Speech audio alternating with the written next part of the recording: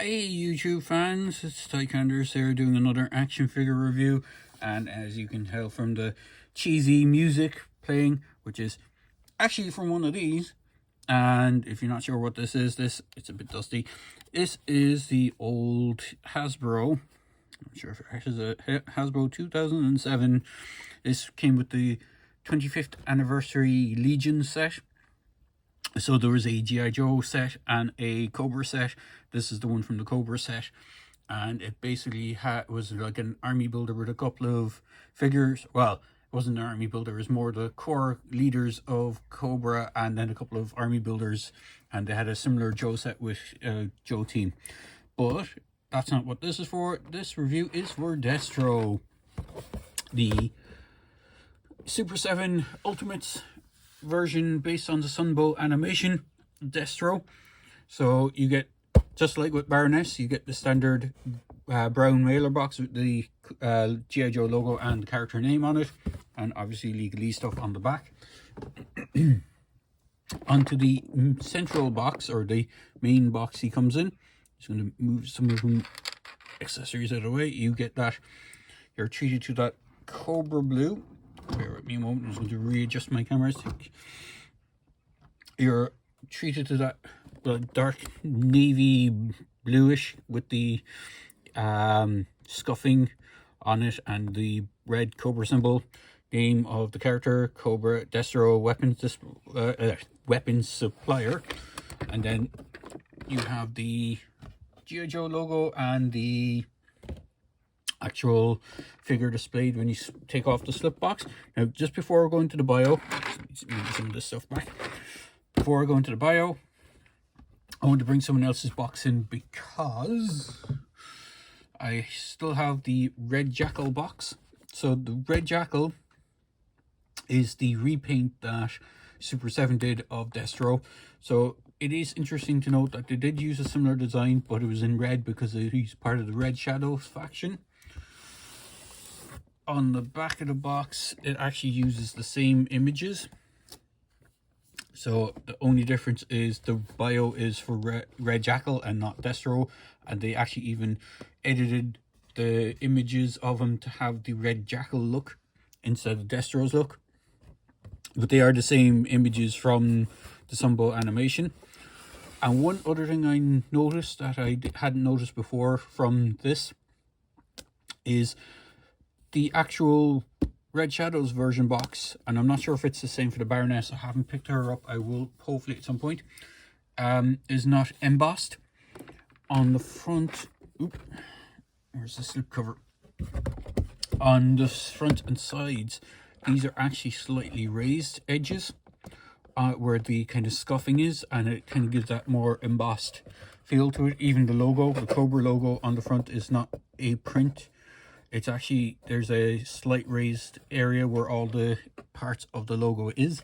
So it is slightly interesting to see that they didn't do that for the quote-unquote San Diego exclusive version set, which you would have thought would have more fancy packaging, but they didn't. So onto the box itself. As I said, it does have those exact same pictures of Destro just doing stuff. As you can see, it's even the same picture of him laughing. They just added in a photoshopped version of the Red Shadows logo on him for the Red Shadow version. But the bio for this is Destro weapon supplier. File name unknown, which is not quite true because we later found out in True Comics and stuff that he was James McCullen, a Scottish laird, however you pronounced it. But in the cartoon, he was always unknown. Primary military specialty weapons manufacturer, secondary military specialty terrorist. Birthplace unknown. Again, he had Scottish descent, so he probably was born in Scotland somewhere. Destro is a fearless power behind Mars military arms and research systems. Largest manufacturer of state-of-the-art weaponry. To Destro, war is man's most natural state. The fittest survive and the greatest technological advances are made. He maintains his luxurious lifestyle around the world. Destro provides high-tech arms to any side able to meet his price and will incite war where it does not exist. He dons his silver battle mask, a family tradition, and enters battle himself, either with Cobra Commandant. Destro is their major weapons supplier, or against them, if it's better for him or if it's better for business. Destro respects the G.I. Joe team for their combat skills and expertise, but abhors them, is that the right word? Abhors them for wasting such skills to maintain peace. He's totally dedicated to seeking them undermined, subverted, or destroyed. And then you have, as I said, images of Destro on the box. So, box aside, he actually, as you can see, has quite a ton of weaponry and accessories that he comes with.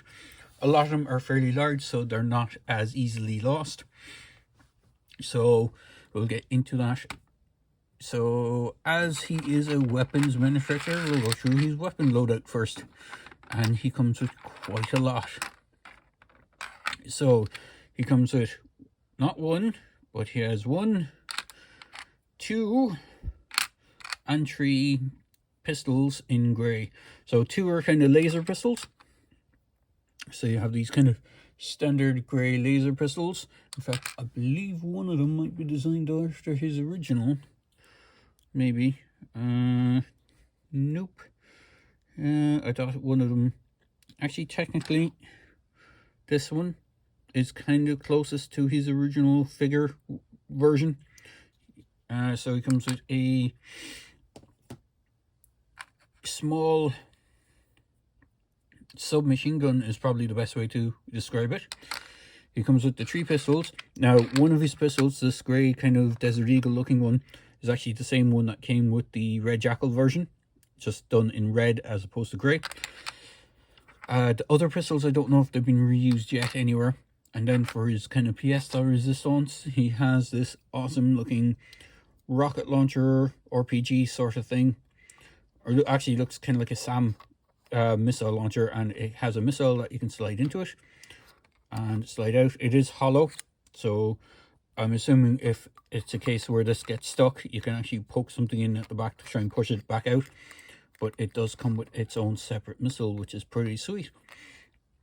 Other accessories he comes with, he does come with 2 separate versions of his wrist gauntlets. So he has the rocket one and grenade ones. These are more akin to his action figure. As you can see, his old original action figure had these things on the wrists. He did have them in the cartoon, but occasionally, for when they were drawn in animation, they would disappear every now and again. So I'm assuming that's why Super 7 decided not to have them as permanent pieces on these arms, so that you can kind of recreate some of those scenes where they just messed up on the animation and removed his wrist gauntlets altogether. I don't remember him firing them that much. I know the ones on the small wrist missiles are supposed to fire as a kind of wrist rocket. I don't ever remember him using the grenades much. I do remember him maybe firing one of these once in an episode, and they were usually used as a distraction so he could get away. So I think they were pretty much not used at all that much in the show for the most part.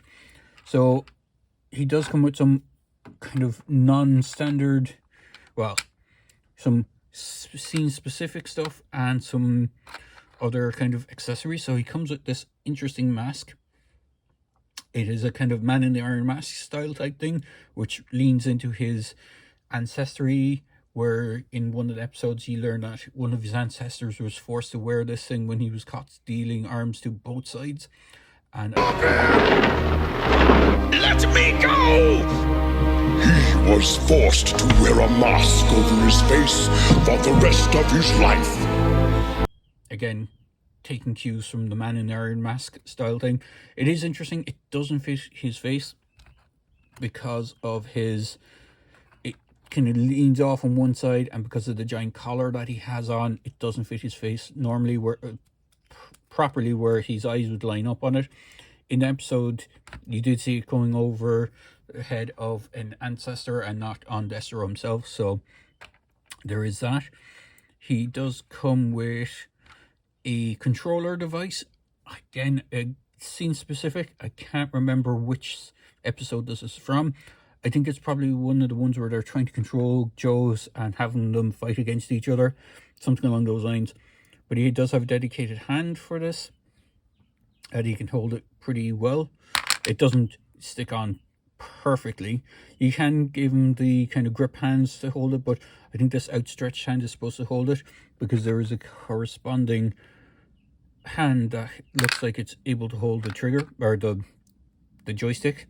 So I think the idea is that you have him holding it with the flat palm hand and have hit the joystick in the kind of pinched, kind of double pinched hand. He does come with trigger finger hands as well, but those are for that. And I think this is also doubled for another accessory he has, which we'll get into in a second. I'm going to do here, before I do the kind of last accessory, because it's a two-part accessory technically, he does come with a pair of binoculars. I believe these are the same versions. They're designed the same way that the ones that came with Cobra Commander are. They just had the Cobra logo on it, where these ones are plain. And the Red Jackal version came with a red version of these as well. So he does have that. At the moment, he does have his left and right trigger finger and grip hand. So he has his grip on the left, trigger finger on the right. So if you wanted to, actually, you know, we'll give him his big ass bazooka. It does fit in. It just takes a little bit to finagle it into his grip hand because it is such a big weapon. But you can have him holding his bazooka-like thing if you want him to have that. So it is there. He also has, as I said, corresponding opposite grip hand. So he has a grip for the left and trigger for the right if you want to do that. He has the punchy hands. And that brings us to his heads. So he does come with his default head, which is on him, which is the kind of stern look that he has. He comes with a laughing head, or a kind of shouting head, sorry. More of a shouting head, where he's probably yelling Cobra, which is ironic because he didn't actually work for Cobra, but he would always yell it when they were charging and stuff. He comes with a grimming laughing head with closed eyes. Whoops. And these heads are the same ones that came with the Red Jackal version. In fact, I'm not sure. Did I mix up the Red Jackal ones? No, the Red Jackal has silver teeth, whereas Destro has actual normal white teeth. So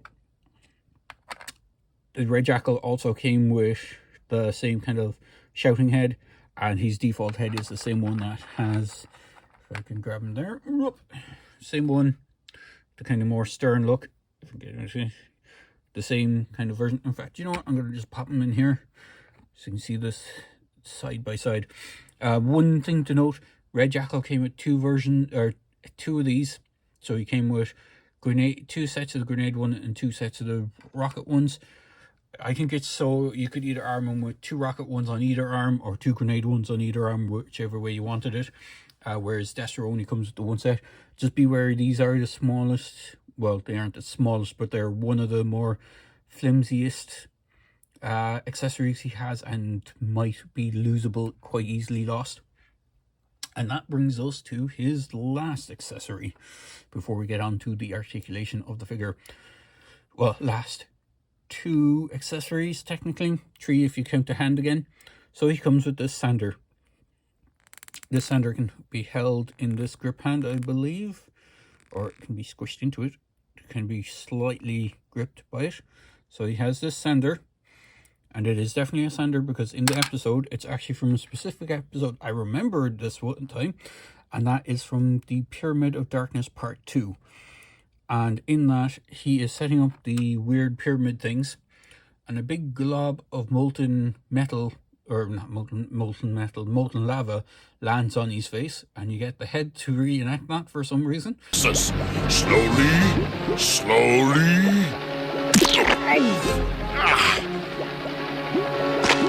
Sander!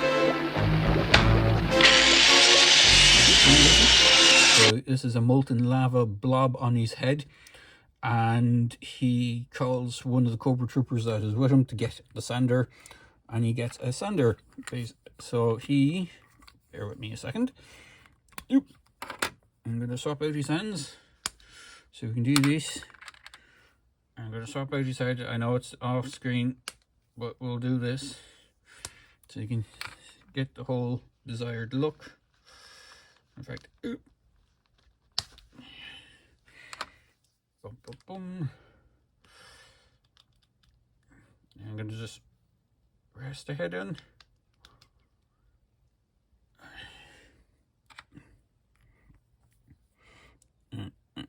Try and do this on screen. So there's a hinge on the actual hands, but I'm not sure if it goes all the way up to his head. I think he called it like a beryllium steel or something like that. But if you want, you can have him kind of... it almost got there.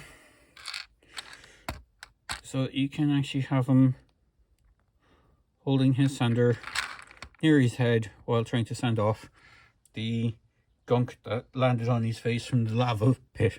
So it is a oddly specific scene piece, but it is there as an accessories. Super 7 are known for kind of doing that. So with stuff like Thundercats and I'm not sure if they did it too much with the Turtle line, but Thundercats and so far with the G.I. Joe, they have taken kind of scene specific stuff from episodes and added them in. So like special parts or special weapons that some of the characters used in Thundercats have turned up in packaged with guys and stuff like that. So on to the articulation. We'll try and keep this short and sweet because I probably went pretty far over time on the accessories. But he has the exact same articulation as Red Jackal. So he has arms that can move out that much. They can rotate all the way around. They have the bicep swivel. They have the hinge with the kind of 90-degree bend at a certain specific point. But if you're at a different area, you won't get that full 90-degree bend. It will actually peter out. You have the wrists with the hinges. As I said, depending on which wrist you have in, you have a hinge on that. So you have kind of in and out for the punchy hands, and you have that up and down for the grip hands, depending which one you have in. His head is on a ball joint, so you get some good range of movement. His waist, unlike the other figures, like if I bring in Baroness here, so she has the diaphragm cut and the waist joint. Destro does not, because of the way he is designed. This big collar piece would have prevented it, and it would look really awkward because he'd be cutting through that. So he just has a basic waist swivel. His legs can kick forward. Can't get really too much out on them. Too much. They can do, but I don't want to force it. There is a small bit of thigh swivel as well. He does have a single jointed knee. He doesn't have a boot swivel. And he has rocker ankles and peg holes on the bottom of his feet, which is going to go. I do think, even though he is a complete, even though this guy's a complete repaint of Destro, I think it would have been cool if they had been able to sculpt a Red Shadows logo onto the belt piece just to make it a bit different, because Destro does have a kind of sculpted, it almost looks like a Cobra Snake style emblem on his belt piece, but it's not. But he looks pretty cool. And just like with any of the other figures, I'm going to swap out his hand for his trigger finger hand. So if you have some of the McFarlane stuff, you can give him some more realistic looking weapons, or the sci-fi looking weapons that McFarlane has done. Get into his hand. Come on, Link. Get into your hand. Oh, bending the thumb too much. Nearly. There we go. So you have, like, you know, you can give him some kind of big sci-fi looking weapons. These are designed more for the McFarlane figures, but they are should be pretty much in scale to these guys. And if you want a size comparison, we'll bring in the tape measure. Whoop. He is just around He's a little over the 7 inches because he's a bit of a taller character. And for a scale comparison to another character, bring in Lady J from the Wave 2. So Destro is part of Wave 2. We will also bring in someone else I have knocking around, which is the Diamond Select Marcellus Wallace from the long defunct Pulp Fiction line, which they did. They only ever did 3 figures in the line, which is a disaster, because it would have been cool if they could have finished off the line. I'm sure I've mentioned it numerous times on my reviews when I was reviewing figures and brought them in, but they did. Oh, who did it? They did. Is it Duke? Is it Bruce Willis's characters? Butch, Marcel Wallace, and I've forgotten his character's name. It's Samuel Jackson character, because it's Vince Vega and the other guy, which I've completely forgotten his name. Jules and Vince Vega. They didn't do a Vince Vega figure, and it really annoyed me, because I would have loved to have, even if they had just done Vince Vega on his own as a single wave character, just to complete the two characters, I would have loved that. But they only did 1 wave of Diamond Select figures, so that is the end all be all of them. But all in all, Destro, getting back to the character at hand, Destro is a really good character, really well done. I have no real complaints on him, and he's one of my fan favorites, especially since like the Red Jackal was a repaint, and I remember the Red Shadow line just as much as the G.I. Joe line from back in my day. So there you go, guys. I hope you enjoyed this quick video. Well, I wouldn't say quick. I hope you enjoyed this in-depth look at the Destro from the Super 7 Ultimates line, and as always, please feel free to like, comment and subscribe to my channel. Cheers, guys.